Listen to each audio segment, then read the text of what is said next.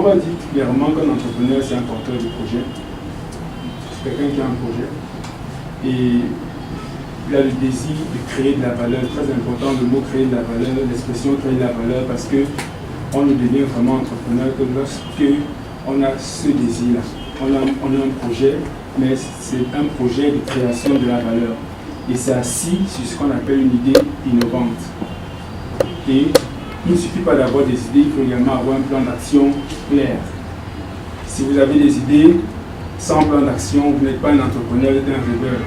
Mais il faut avoir un plan d'action clair. Et maintenant, lorsque vous avez un plan d'action clair, vous devenez un bon planificateur jusqu'à ce que vous passez à l'action pour qu'on vous considère comme entrepreneur. Parce que l'action est très importante. Donc, abordons la troisième notion qui est notre thème, l'efficacité. C'est quoi l'efficacité d'après nous?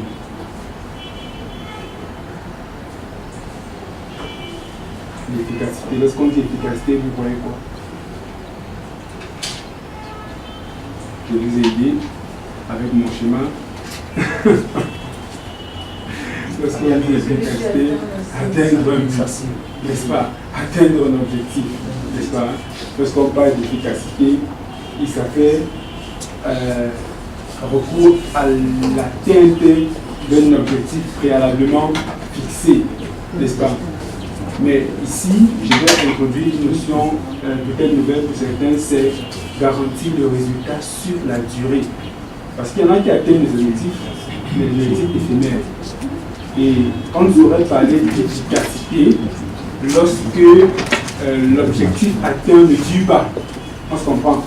Parce que si vous atteignez un objectif, mais qui est éphémère, on ne saurait parler d'une réelle efficacité. Donc, ici, il faudrait pouvoir atteindre l'objectif, certes, mais également garantir le résultat sur la durée. Ce que on dit le 100% illimité. Donc, ce soir, nous allons parler simplement des lois fondamentales d'un porteur de projet éternellement prospère. Et ici, c'est très important parce qu'il y a la notion de transgénération. C'est-à-dire qu'il faut pouvoir être efficace sur plusieurs générations. Il faut pouvoir être efficace, pas seulement avec soi, mais même après soi. Il faut que les choses qu'on ait mises sur pied continuent d'exister après. Donc, on va essayer de le voir. Donc, bienvenue à ce voyage de 1h25 déjà. Je vais nous inviter à attacher nos ceintures. Nous allons entreprendre un voyage un peu mouvementé, qui sera passionnant, je garantis. Et nous allons faire quelques arrêts, sans vous bousquer. Donc, le premier arrêt, c'est celui-ci. Arrêtons-nous à cette première station de notre voyage et j'aimerais qu'on réponde tous à cette question. Pourquoi entreprendre? Nous sommes en train de poser les bases, comme Yvan disait, et pourquoi entreprendre? Vraiment, je voudrais qu'on puisse être le plus interactif possible parce que je n'ai pas la science infuse. J'ai le devoir d'apprendre, de voir où est sorti d'ici, et moi aussi.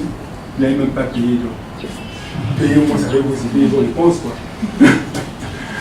Pourquoi entreprendre? Pour amener des solutions, pour résoudre des problèmes. Pour résoudre des problèmes. Oui. Pourquoi entreprendre, madame? Pourquoi entreprendre? Parce que le développement d'un pays a besoin des investisseurs et ces investisseurs ont besoin des entrepreneurs. Super, il y a un besoin d'investisseurs, une dame.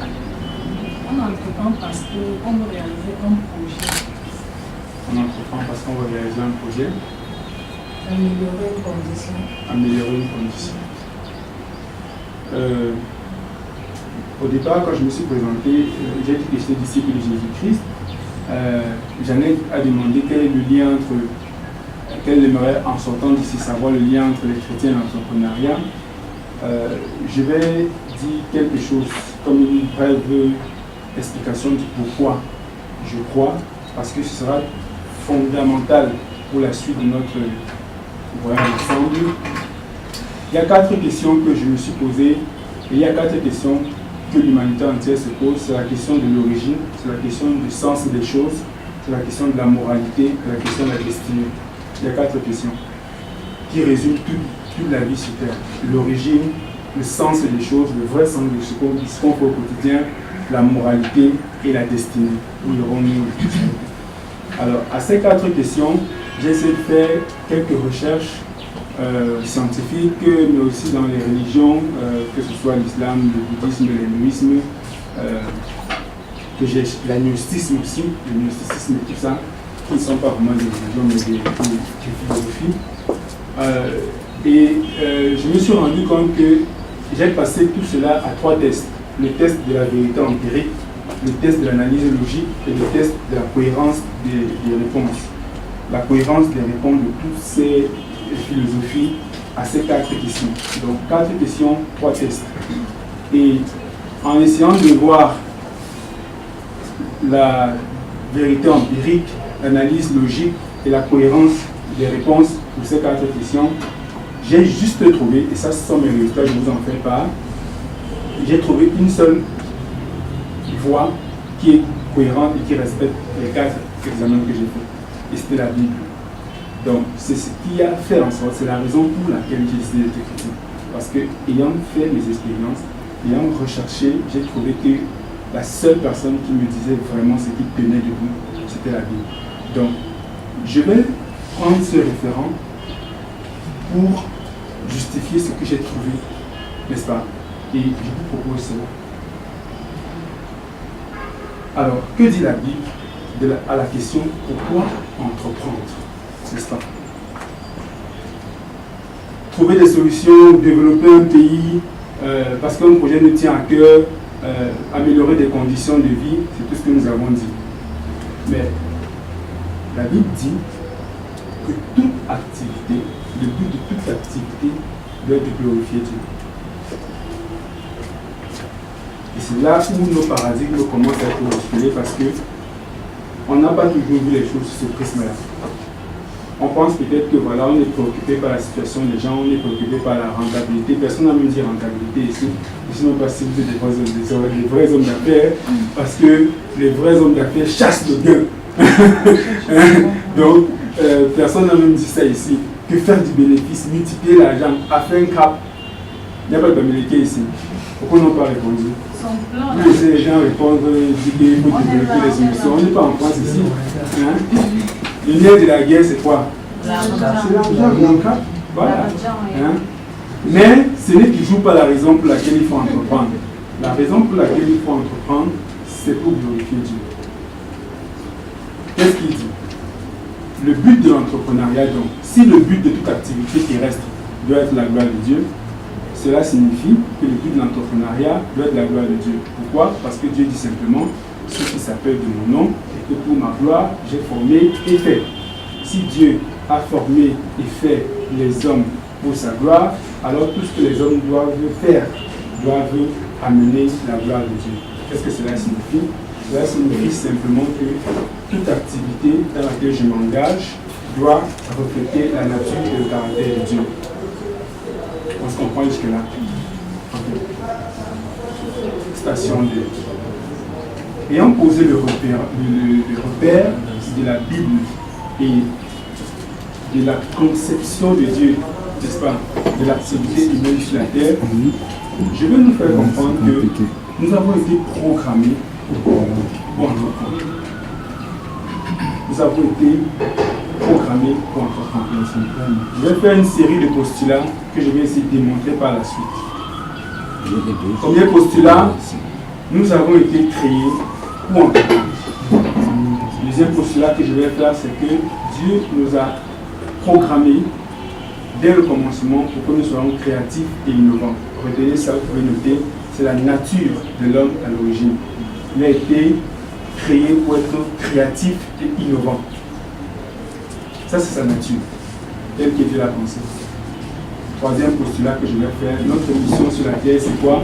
Créer, développer et apporter la croissance autour de nous. Troisième postulat, notre mission sur la terre, c'est créer, développer et apporter la croissance autour de nous. Le dernier postulat que je vais faire, c'est que en nous, Dieu a placé tout ce qui est nécessaire pour que nous puissions atteindre efficacement cette mission.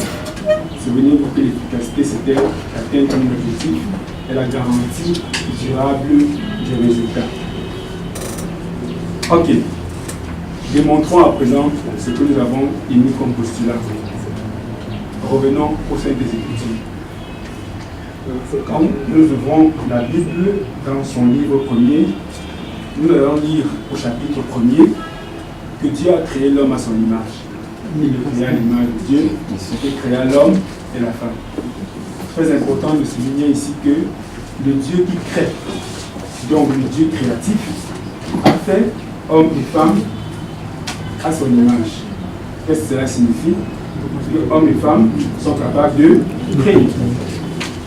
Dieu qui crée, qui innove et qui fait ce qui n'existait pas, créant un homme et une femme à son image, ça suppose que l'homme et la femme sont capables de faire ce qui n'existe pas. On comprend jusque-là. Voilà. Ça, c'est la nature. C'est le postulat numéro 2. Dieu nous a créés pour que nous soyons créatifs et innovants. Ce qui suppose que l'absence de créativité et d'innovation est un vice dans la création. Je comprends jusque-là. Ça, c'est le postulat numéro 2. Le postulat numéro 3, toujours, juste le verset qui suit, vous lisez dans Genèse 1, verset 28. Quelqu'un peut lire pour nous. Tu peux lire s'il te plaît. Ici, comme tu es juste devant, sans te faire du mal. Dieu les bénit Ok, et merci, Dieu leur Janet. dit. Dieu les bénit et Dieu leur dit, soyez féconds, multipliez, remplissez la terre et la subsistez et dominez sur les poissons de la mer, sur les oiseaux du ciel et sur tout animal qui se sur la terre. Super. Ça, c'est la mission que Dieu donne à l'homme. Le postulat numéro 3 disait quoi? Notre mission sur la terre, c'est de créer, n'est-ce pas? Développer et apporter la croissance autour de nous. C'est ce que Dieu attend de là. Et nous allons examiner point par point ce que Dieu est en train de demander à l'homme de faire sur la terre à l'origine. Commençons par la notion de fécondité. Dieu demande à l'homme d'être fécond. Soyez fécond. Qu'est-ce que cela signifie? La fécondité, c'est la capacité à créer ce qui n'existe pas encore, à faire naître ce qui n'existe pas encore. C'est également le fait d'utiliser des ressources, aussi petites qu'elles soient, pour avoir un résultat grand et durable. La fécondité, c'est encore la faculté de concevoir, d'imaginer, de penser à ce qui n'est pas encore, mais à ce qui doit être. C'est l'aptitude à réaliser un produit ou un service utile pour la société, c'est-à-dire qui satisfait un besoin. Donc, lorsque Dieu demande à l'homme d'être fécond, il lui demande en fait d'imaginer, de créer, de concevoir quelque chose, un produit ou un service utile à la société, c'est-à-dire qui répond à un besoin. Progressons, la fécondité, c'est également être créatif, ça on l'a également dit, c'est également être innovant, pragmatique et utile.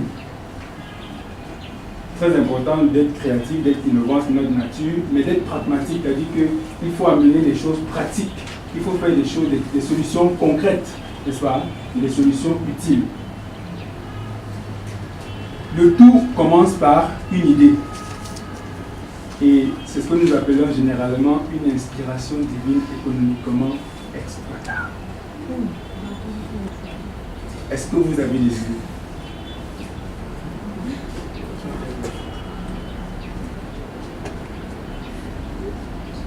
C'est ce que Dieu attend de nous, que nous puissions avoir des idées. Et que nous amenions nos idées à la matérialisation. On se comprend? C'est pour ça que Dieu a créé. C'est ça qui est normal. Toute autre chose est anormale. Avançons. Dieu demande encore à l'homme de faire quoi? De multiplier. Qu'est-ce que cela signifie? C'est la capacité à reproduire plusieurs fois et de manière identique un produit ou un service utile. Lorsque vous avez créé quelque chose, il faut pouvoir faire quoi? Multiplier. C'est-à-dire qu'il ne s'agit pas en tant qu'entrepreneur de dire j'ai créé un produit et on n'est pas capable de reproduire la même chose. je peux rendre un service et on n'est pas capable de rendre le même service. Si vous regardez la notion d'identique, ça veut dire qu'on doit pouvoir satisfaire de manière continue et de manière optimale, n'est-ce pas, un besoin. Parce que le problème avec certaines personnes, c'est qu'ils lancent une affaire, quand les gens commencent à s'intéresser, il n'y a plus. Pénurie. On n'a même pas commencé à consommer, tu dis qu'il n'y a plus. Ça ne peut pas marcher comme ça. Donc, Dieu demande à l'homme de pouvoir multiplier. Alors, ici, ça fait recours à la notion d'industrialisation. N'est-ce pas? Il faut industrialiser la production, la séduction. La séduction étant le processus de fabrication d'un service. Donc, c'est ce que Dieu attend de chacun de nous. Et c'est la raison pour laquelle il a créé. Progressons. Il demande ensuite de remplir la terre. Qu'est-ce que cela signifie? Il s'agit de mettre à la disposition, à large échelle, sa compétence, son produit ou son service. Si vous savez faire quelque chose, et que vous restez à Yaoundé, et qu'on le veut à Douala et qu'on ne peut pas l'avoir, ça ne vaut pas la peine. On se comprend. Si vous savez faire quelque chose, vous devez pouvoir distribuer cela partout. À Molundu, à Figuil, vous devez pouvoir porter ce service partout. Au Gabon, au Congo, en Mauritanie, en Chine, en Australie, aux États-Unis, on doit pouvoir consommer votre produit. Tout entrepreneur qui n'a pas cette pensée de mettre ses produits à la disposition de divers lieux n'est pas en train de se préparer à réussir. Il est en train de monter le but. Remplissez la terre fait appel à la notion de grande distribution. N'est-ce pas? C'est la grande distribution. Il faut développer des canaux de distribution pour que ce que vous avez fabriqué, ce que vous savez faire, puisse se retrouver en plusieurs endroits et satisfaire les besoins partout. Progressons. Il ne demande pas seulement de remplir la terre, mais il demande de faire quoi? Assujettir. C'est le fait de contrôler un espace, contrôler un marché, n'est-ce pas? Par la qualité et la présence de ses idées et de ses produits. Assujettir, c'est dominer, contrôler. Un peu comme plusieurs entreprises le font, on le verra, c'est avoir la plus grosse part de marché.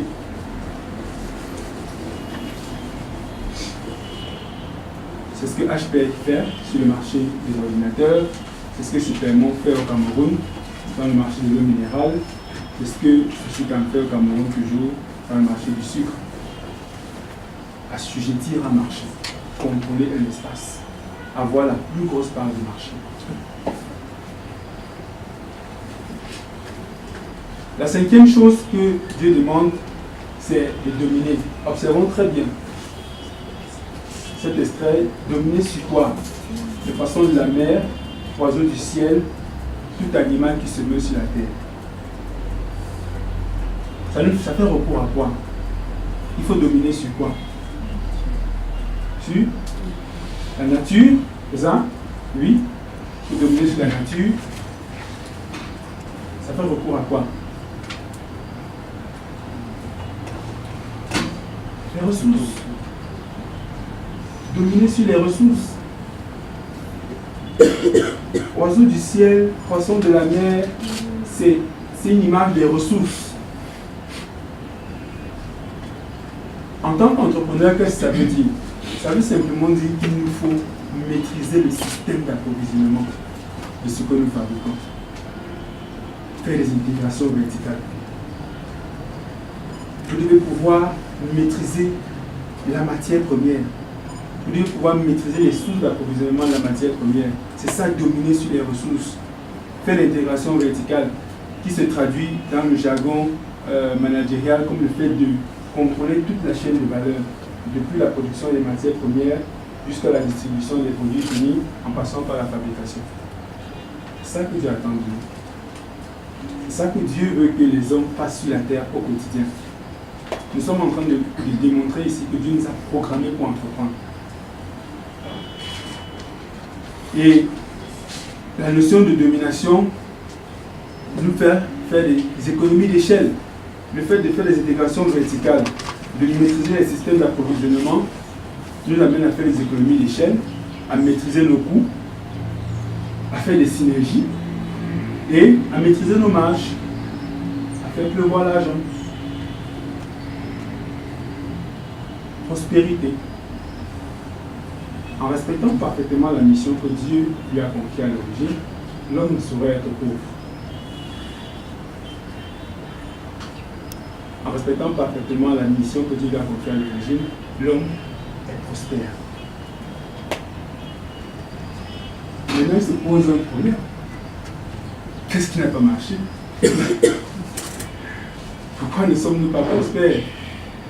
Pourquoi l'échec, la pauvreté et la misère parmi nous? Pourquoi, à votre avis?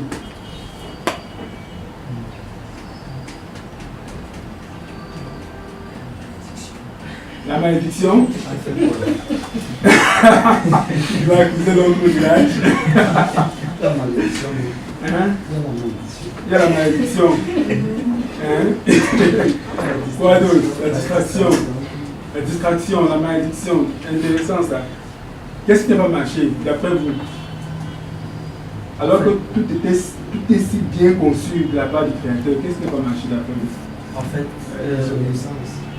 il y a un problème à remarquer, c'est que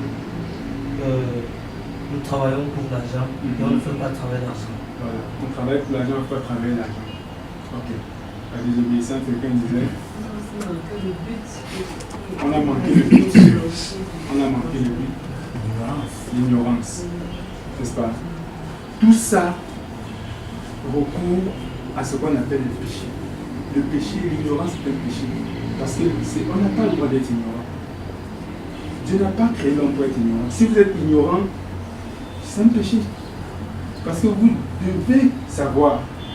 Toute la sagesse est disponible. Pourquoi vous êtes ignorant? Et comme elle disait, on a manqué le but. C'est ça la définition du péché. Manquer l'objectif, manquer le but pour lequel on a été fait. C'est-à-dire que péché, c'est le fait de manquer le but. Si on sait qu'une voiture a été créée pour transporter les gens d'un point A à un point B, si on utilise la voiture pour commencer à faire frire le poulet, c'est un péché. On est en train de, on dit en anglais, misuse la chose. Et c'est ça en fait. Alors il se passe que l'homme a perdu une grande capacité, une grande partie de sa capacité entrepreneuriale quand il a péché. Parce que ce qu'il a fait dans sa désobéissance, c'était pas seulement désobéir à une instruction, c'était complètement passer à côté de ce pour quoi il avait été établi. Et observez ce qui se passe. Lorsque Dieu revient chercher l'homme, il lui dit, j'ai entendu ta voix dans le jardin et j'ai eu peur. Ah, ce mot apparaît pour la première fois, la peur. Combien de personnes ont peur de se lancer dans les affaires? Combien de personnes ne se lancent pas justement parce qu'elles ont peur d'échouer? D'où vient le sentiment de peur qui n'existait pas avant? Parce que quelque chose s'est cassé. Vous savez, c'est comme quand vous prenez une feuille toute blanche, n'est-ce pas? Vous la froissez. Vous ne pouvez plus la redresser. Quelque chose s'est cassé en nous. Et il ne dit pas seulement qu'il a peur, il dit quoi? Parce que je suis nu. Sentiment d'incapacité. Combien de personnes disent je n'ai pas l'argent pour lancer mon affaire? Je n'ai pas ci, je n'ai pas ça, je n'ai pas ceci, je n'ai pas cela. Quand j'aurais ceci, si j'avais cela, si mon père était, si ma mère était, si j'étais dans une famille, si j'avais ceci, si j'étais. C'est justement ça. L'homme ne voit que sa nudité, il ne voit que ce qui lui manque. Et ça alimente sa peur. Et qu'est-ce qu'il fait? Je me suis caché. L'irresponsabilité. Combien de personnes se cachent? Quand ils se chipent, c'est facile de parler, il faut faire ceci, il faut construire ceci, il faut faire ceci. Mais toi-même, tu as proposé quelque chose. Quelle entreprise tu as mis sur pied pour répondre aux besoins que tu identifies? Oh, les routes ont fait ceci, les routes ont fait ceci, on utilise le bon matériel. Où est ton entreprise travail public? Tu ne vas pas mal utiliser le matériel et bien construire la route. C'est ça, on se cache derrière quoi? Les excuses. On se cache derrière toutes sortes de choses qu'on invente, un peu comme l'homme utilisait les feuilles de figuier pour cacher sa nudité. C'est la même chose. En tant que personne qui voulait entreprendre, on est limité par les mêmes choses. Ça n'a pas commencé avec nous. Il faut bien comprendre l'origine des choses. Et la raison pour laquelle nous sommes là, c'est parce que nous pensons que lorsqu'on ne comprend pas ce qui nous arrive, on ne peut pas avoir la solution à ce qui nous arrive. On se débat dans la boue, mais on ne peut pas avoir la solution. Il faut comprendre exactement notre problème pour savoir exactement la solution. Et lorsque l'homme a péché, il est devenu quelque chose de bizarre. C'est ce qu'on appelle la chute, la déchéance. Cette chute et cette déchéance qui entraîne la pauvreté et tout ce que nous expérimentons aujourd'hui, fait que l'homme est devenu quelque chose de bizarre. Son cœur est malade. Voilà le véritable problème de la pauvreté, l'échec et la misère. Quand quelqu'un a un cœur qui ne sort que mauvaises pensées, adultère, impudicité, meurtre, vol, cupidité, méchanceté, fraude, dérèglement, regard envieux, calomnie, orgueil, folie, vous voulez qu'il entreprenne quoi? Vous voulez qu'il entreprenne quoi de durable? Vous voulez qu'il entreprenne quoi d'utile à son prochain? Qu'est-ce qu'il peut bien entreprendre? C'est un orgueilleux. C'est quelqu'un qui veut se servir des gens et non servir les gens. C'est quelqu'un qui veut utiliser les gens et non rencontrer les besoins des gens. Même s'il vous fait croire qu'il veut rencontrer vos besoins, en fait, il vous trompe. Parce qu'il se trompe lui-même. Parce qu'en fait, sa motivation première, c'est vous utiliser. Il ne sait pas ce qui lui arrive parce que son cœur est malade. C'est pour ça que dans notre société, en fait, qu'est-ce qui se passe? Tout le monde veut grimper l'échelle. Les gens se proposent de vous aider, mais en fait, ce qui les intéresse réellement, c'est quoi? C'est grimper l'échelle sociale et devenir riche. Ce n'est vraiment pas vous ce n'est vraiment pas vous et vos besoins qui les intéressent. Ce qui les intéresse, c'est ce qu'ils peuvent avoir derrière vous. Et comment est-ce qu'ils vont grimper l'échelle le plus vite possible pour pouvoir dormir au Hilton. C'est ça qui intéresse les gens. Et ils ne vont pas se rendre compte de cela simplement parce que quand le cœur est malade, il est déréglé. Donc, ça génère quoi? L'impact, c'est quoi? L'égoïsme, le refus de servir. Ce qu'on décrivait. On veut se servir et non servir les autres. Or, la raison première d'un projet doit être le bien-être de l'homme. Si l'homme n'est pas au centre, si le bien-être de l'homme n'est pas au centre, parce qu'on a peut-être mis l'argent et bien soi-même au centre, on a échoué. Donc, un cœur malade ne produit que ça. Il ne produit que quoi? L'absence de créativité. On a vu la chute. Étant déconnecté de la source illimitée de créativité qu'est Dieu, qu'est-ce que les hommes peuvent bien créer? L'absence de créativité vient de cela, du fait qu'on est déconnecté de la source de la créativité. Une source illimitée.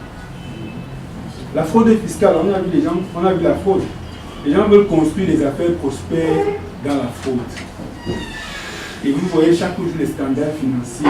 Vous connaissez la crise de Soprane en 2008, une crise financière intense a frappé le monde. Pourquoi? Parce que les gens étaient en train de faire de la fraude. Aujourd'hui, beaucoup de nous sont fait arnaquer. Bon, pas moi, parce que je suis un peu bien par rapport à ça maintenant. Avec des systèmes pyramidaux, je ne sais pas trop ce qu'on fabrique là. On met les gens dans des choses bizarres et tout et tout. C'est ça un cœur malade. Ces entreprises qui naissent là dehors, des fausses entreprises, n'est-ce pas? Juste pour arnaquer les gens. Et mauvais traitement des employés et des partenaires. Un cœur malade ne peut produire que ça. On abuse des employés, on abuse des partenaires et l'affaire ne prospère pas. Pratique commerciale déloyale. Je ne veux pas indexer mes amis d'Asie, mais je sais qu'ici, ou en Afrique, ou très proche de nous également, on a des voisins très forts, et encore nous sommes même plus forts qu'eux, parce que les Camerounais ont atteint un seuil de péril très élevé. Mauvaise gestion financière, n'est-ce pas? Dès que le business rapporte un peu là, on a les petites, on dort dans les snaps et tout, l'argent de l'entreprise se retrouve en train de sponsoriser les deux villages parce que on veut avoir les titres et tout ça. Après l'entreprise a chuté, les employés n'ont pas leur salaire, les parties ne sont pas payées, n'est-ce pas? Parce qu'on gère mal l'argent. Un cœur qui a un regard envieux, l'autre a acheté la voiture, il veut aussi la voiture, l'entreprise n'a même pas encore la capacité de financer la voiture là, mais le regard envieux fait qu'il cherche à acheter la voiture, ainsi de suite. Voilà dans la vie que les gens font. Mauvaise hygiène de vie. Hein? Le ventre commence à sortir parce que l'argent, les petits nez sont en train, après c'est les maladies et tout, ça va dans tous les sens. Le découragement, lorsqu'on a été trompé, lorsqu'on a été abusé par des choses bizarres, on se dit à quoi même bon continuer à faire ici. Et tout ça peut déboucher sur la mort précoce. Ah oui. Ah oui. Avec tout ce qu'on veut faire, on peut mourir, n'est-ce pas, avant le temps, comme on dit, n'est-ce pas? Parce que justement, un cœur malade ne produit que des désastres. Alors, quel espoir? Quel espoir pour nous? Quel espoir pour entreprendre efficacement? À votre avis, quel espoir? Là?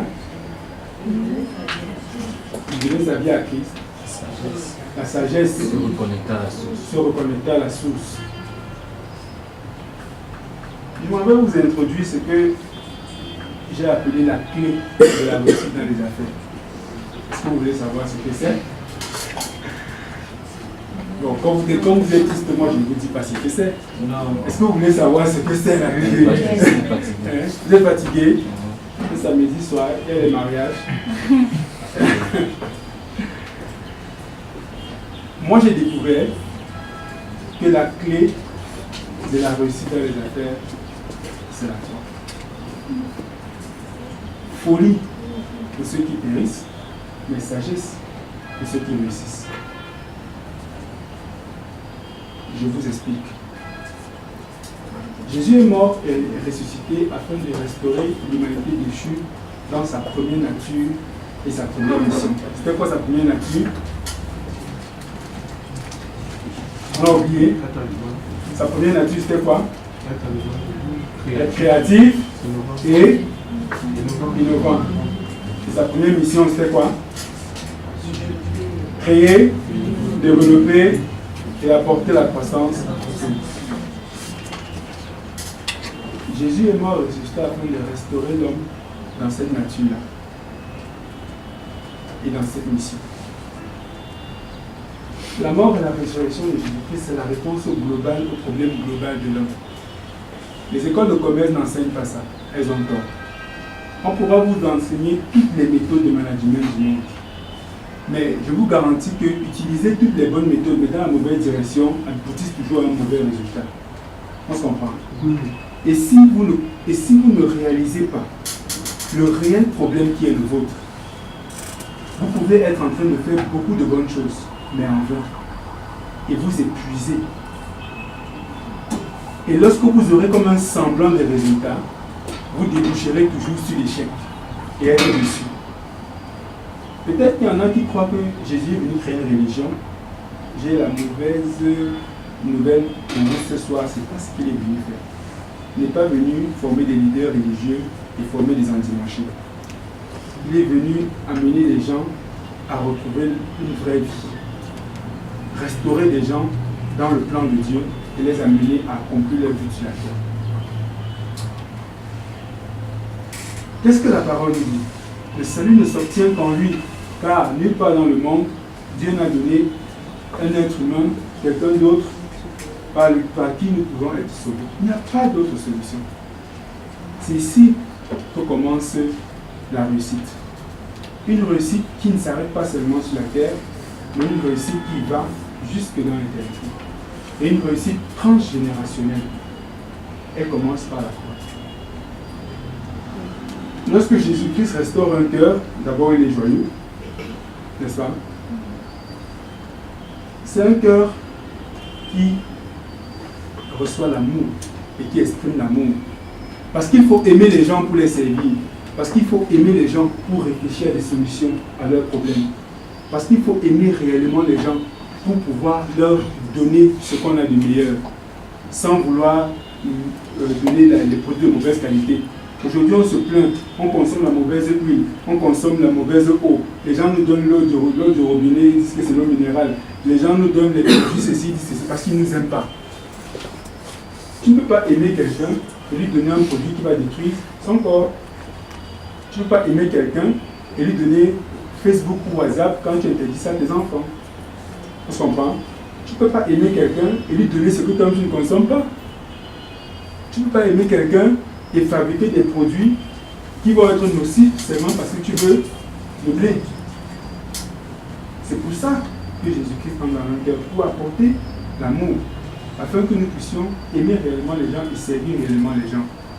La joie, parce qu'il faut quand même de l'optimisme et de la joie quand on veut entreprendre quelque chose.